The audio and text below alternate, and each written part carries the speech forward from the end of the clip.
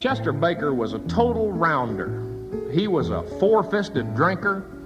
He was a carouser. He was a womanizer. And Chester was also the favorites, all us kids, because he was an old-time, true swamper. He made a peach brandy that went down like a mother's milk and then blew the seat right out of your drawers. It was unreal. Chester lived alone for most of his years out in the swamp. He was out there fishing and hunting and trapping and making that whiskey and selling them skins and guiding tourists. And nobody really knew it, but Chester was buying a little bit of land every now and then as we went along, and it wasn't too many years before Chester had him 2 sections of land right on the edge of the swamp. Well, most of us, or a lot of us, suspected that there were more than a few youngsters around Long County that looked an awful lot like Chester Baker.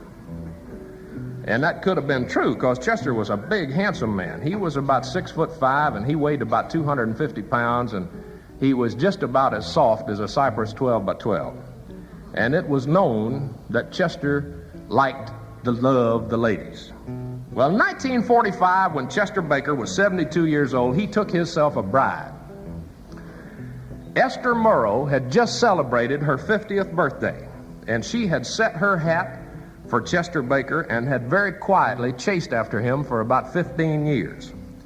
And the whole county was just delighted when Chester let the fence wire down and got himself married.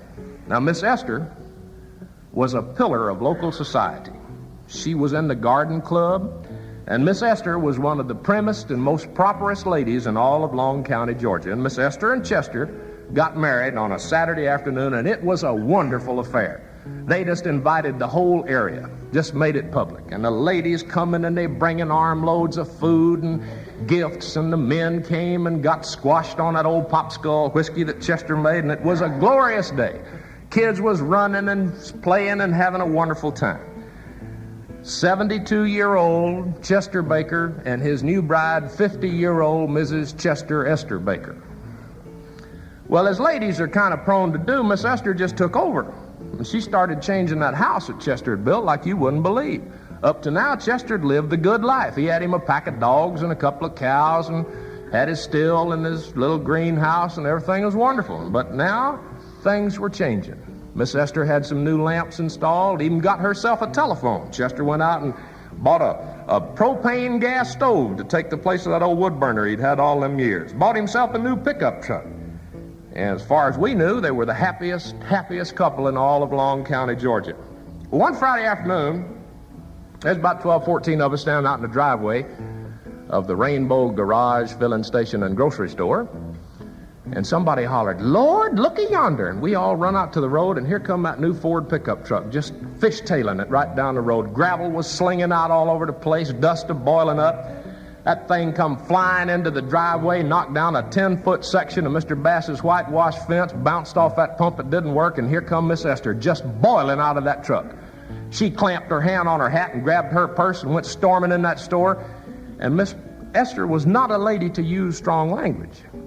And you could have knocked us all over with a dry brush broom when we heard, "Damn you!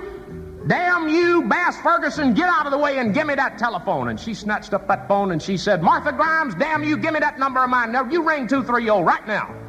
And there was a little pause, and we heard, Chester Baker, damn you, you rotten old man, you filthy old billy goat, you worthless hunk of trash. I just come from Doc Silver over in Dr. Town. I told you to be careful, Chester. I told you. I warned you, but oh no, you know all the answers. And Doc Silver just went over me with a curry comb. "You worthless old goat, I'm pregnant." And 72-year-old Chester Baker said into that telephone, "Who is this?"